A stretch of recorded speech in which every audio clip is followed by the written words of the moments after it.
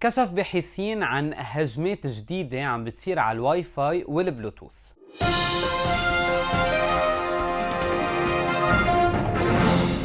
كشف باحثين بالسايبر سيكوريتي عن تقنية جديدة بالاتاكس بتخلي الهاكرز يستفيد من البلوتوث اللي بالديفايسز ليسحب الباسوردز تبع النتوركس ويعمل مانيبيوليشن للترافيك على الواي فاي تشيب، مما رح يعرض مليارات الديفايسز بالكوكب لخطر التعرض لهجمات بشكل مخفي. الاتاك الجديدة بتشتغل ضد ما يسمى بالكومبو تشيبس، ويلي هن تشيبس سبيسيال وهن مصممين ليتعاملوا مع عدة انواع من الراديو ويف بيست وايرلس كوميونيكيشنز مثل الواي فاي، البلوتوث والال تي اي. وقالت مجموعة من الباحثين من سكيور موبايل نتوركينج لاب بتكنيكال يونيفرسيتي اوف دارمستاد ومن جامعة بيرسكيا ببيبر جديدة انه عم بيقدموا دليل تجريبي جديد على انه الكوردينيشن تبع الكروس تكنولوجي وايرلس ترانسميشنز هي اليوم unexplored attack surface.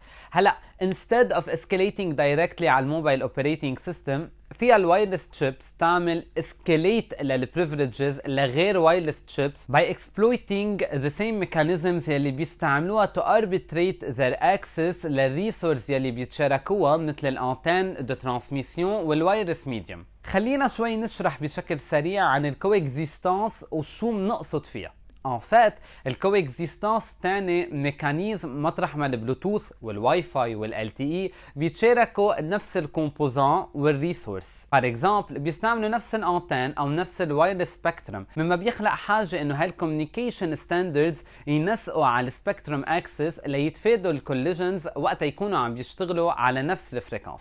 الشركات يلي بتبيع التشيبس بيستعملوا هالبرنسيب ليسمحوا للواي فاي والبلوتوث يشتغلوا بنفس الوقت تقريبا. هلا صحيح هالكومبو وايرلس تشيبس هن مثل المفتاح للهاي بيرفورمانس سبيكترم شيرينج، بس كمان هالكوإكزيستانس بين هالانترفيسز بشكل خطر مثل ما وضحت مجموعه ريسيرشرز بالبلاك هات سيكوريتي كونفرنس السنه الماضيه، مما رح يسمح اكيد لماليشيس بارتي تسحب ديتيلز من غير وايرلس تكنولوجي سبورتد من هيدي الكومبو تشيبس. تعتمد الثغرة على هالفاكت، الترانزيشن عم بتصير على نفس السبيكتروم والوايرلس تشيبس need to arbitrate للchannel access.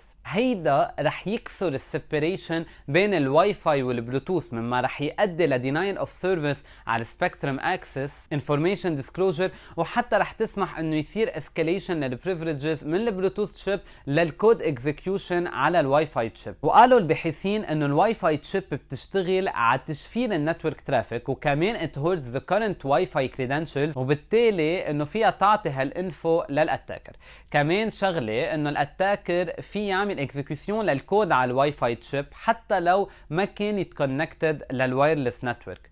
ان بلس الباحثين لقوا انه من الممكن الاتاكر مع الكنترول على الواي فاي كور يراقب البلوتوث باكيتس، ويلي بدورها بتسمح بتحديد الكي ستروك تايمينجز على البلوتوث كيبوردز، مما رح يسمح للاتاكر يقدر يرجع يعمر التكست اللي بيكون عم يكتبه اليوزر على البلوتوث كيبورد تبعه. هلا بعد الاتاك سيناريوز تم الابلاغ عنهم لاول مره للفندرز اللي بيتاثروا بهيدا الاتاك باوائل الاب 2019، بس هالثغره من وراء الكوإكزيستانس بعدها موجوده ببرودكوم سوكس لليوم. وابتداء من نوفمبر 2021 وبعد اكثر من سنتين من اول تبليغ صار عن هالكوإكزيستنس بug، الكوإكزيستنس اتاكس اللي بيتضمنوا كود اكزيكيوشن بعدهم بيمشوا على الاب تو ديتد برودكوم تشيبس دايما بحسب الباحثين.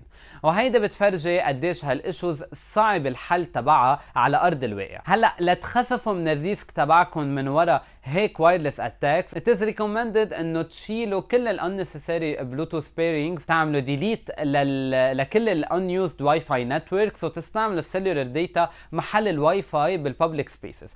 هلا السيلولر داتا صارت affordable اكثر من قبل، وبالعالم تحسن الارسال والكفرج عن ما كان من سنتين لورا. وختموا الباحثين وقالوا انه ينعمل ديزيبل للواي فاي باي ديفولت وبس نعمل انيبل وقت نكون عم نستعملها على التراستد نتوركس هي خطوه تعتبر ممتازه حتى لو منا كتير يوزر فريندلي. هيدا كان خبر السكيورتي نيوز جايز بهالفيديو، وما تنسوا تعملوا لايك وسبسكرايب، وانا برجع بشوفكم بفيديو تاني.